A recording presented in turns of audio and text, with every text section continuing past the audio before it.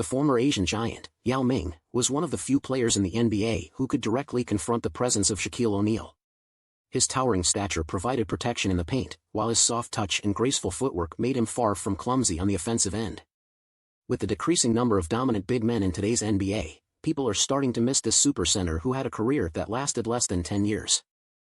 Reflecting on his NBA journey, from his green beginnings to his peak, from creating big moments to a 22-game winning streak, from breaking through the first round of the playoffs to retiring sadly due to injuries, Yao Ming suddenly rose to prominence and then disappeared from the world's highest basketball stage.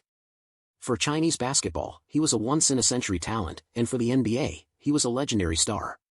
However, the topic that is discussed most today is whether an aging and healthy Yao Ming could still dominate in the small ball era.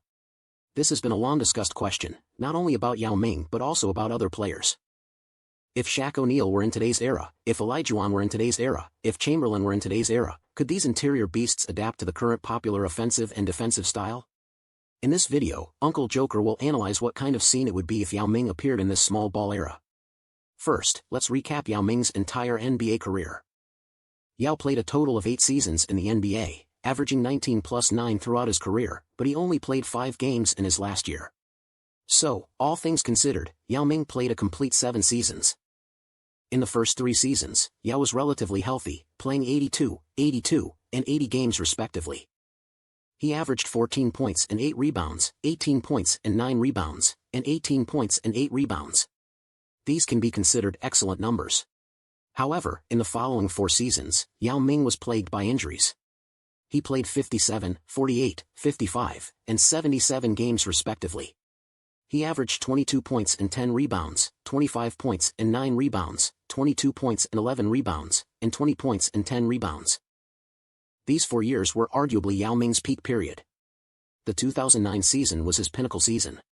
That year, he was the NBA's top center, excelling in both offense and defense. He was the best scoring big man in the league and the best anchor in the paint. He was also a center who could lead the team to victory. Regardless of how opponents tried to defend him, the Rockets had countermeasures in place. He was their sole axis. Leading the team to the playoffs single-handedly in the absence of McGrady, they eliminated the Trail Blazers in the first round and went head-to-head with the defending champion Lakers in the second round. Unfortunately, he fell at the peak moment. But there is no doubt about Yao Ming's abilities.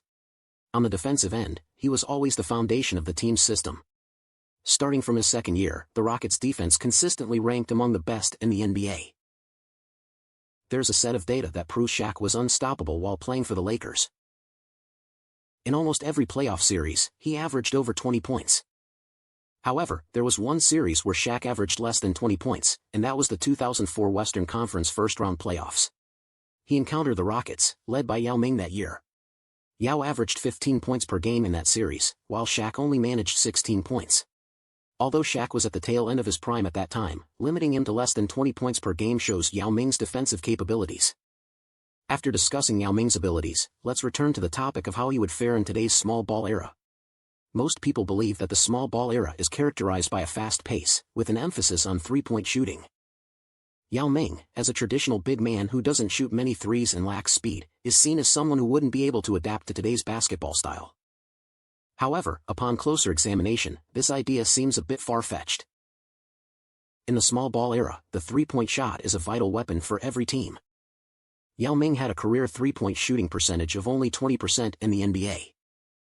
Considering that he attempted very few three-pointers, such a statistic doesn't hold much value. However, looking at Yao Ming's consistent free-throw shooting percentage and smooth shooting touch, it seems plausible that he could develop a three-point shot if needed. After all, many centers today also lack three-point shooting ability early in their careers. Therefore, it can be said that if Yao Ming were to appear in today's game, he could very well become a legitimate stretch big. In addition to providing outside shooting from beyond the three-point line to create offensive space for his teammates, Yao Ming's elite low-post scoring ability would be a nightmare for any opponent. In today's league, where small lineups are favored for speed and space, most centers are around 6 feet 10 inches or even 6 feet 9 inches. With his 7 feet 6 inches height, Yao Ming would have a significant advantage in backing down and scoring against these opponents. Furthermore, when paired with Hakeem Olajuwon's dreamlike footwork, Yao's agile footwork and impressive shooting touch would make him nearly unstoppable in finishing plays in the paint. Moreover, Yao Ming would excel in pick-and-roll situations. As evidenced by his previous partnership with Tracy McGrady during their time with the Rockets, Yao's size would provide high-quality screens for his teammates. Rolling to the basket after the screen, Yao's height and finishing ability would make him one of the best roll men in the league. He could also step out and confidently take perimeter shots, significantly improving the team's offensive efficiency. Overall, while Yao Ming may not fit the mold of a traditional small ball player, his unique combination of size, skill, and shooting touch would make him a dominant force in today's game. He would provide inside scoring, outside shooting, and a defensive presence that few players could match. Although Yao Ming averaged only 9 rebounds per game in his career, this statistic doesn't truly reflect his rebounding ability. Considering the need to battle against many tall and strong interior players at that time, as well as his tendency to box out and let teammates grab rebounds, it doesn't accurately represent Yao Ming's rebounding prowess. In today's league, where the average height of centers is relatively lower, Yao Ming's height advantage would easily allow him to average a double-double in rebounds. Grabbing more rebounds means more opportunities for the team. Securing defensive rebounds can initiate fast breaks, while grabbing offensive rebounds can lead to easy second-chance points near the basket. Defensively, Yao Ming's shot-blocking ability is unquestionable. With his height and wingspan, he could establish a no-fly zone in the paint. His career average of 1.9 blocks per game is convincing evidence of his rim protection skills. The Rockets' defensive efficiency was also remarkable, with Yao Ming anchoring the defense.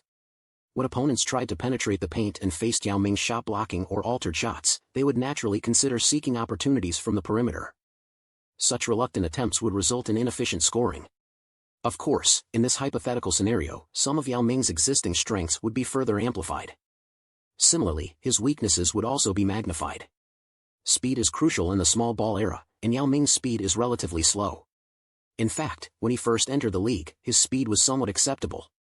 However, after gaining weight to improve his physicality and competitiveness, his mobility decreased significantly. It would be challenging for him to adapt to the fast-paced nature of today's game. Additionally, Yao Ming has a noticeable flaw in his decision-making abilities. Despite his height advantage, his passing and playmaking skills are average at best. This is why the Princeton offense had limited success with the Rockets. He excelled as a finishing option in the post but couldn't serve as the strategic centerpiece of the offense. This also gave other teams the confidence to double-team Yao Ming without hesitation. On the defensive end, although Yao Ming benefited from pick-and-rolls, he would likely struggle to defend them. Many skilled guards love taking advantage of big men's slow footwork after a pick-and-roll, whether it's driving to the basket or pulling up for a jump shot on the perimeter. It would certainly be a challenging task for him to keep up with their quickness and agility. Even if we don't consider scoring, just trying to defend them would likely lead to fouls and frustration for Yao Ming. However, this doesn't necessarily mean that Yao Ming couldn't adapt to the small ball era. If your offensive impact outweighs your defensive shortcomings, coaches can implement defensive strategies to maximize your strengths and minimize your weaknesses. Just like how the Celtics protected Isaiah Thomas back in the day. In conclusion, hypothetical scenarios are just that, hypothetical.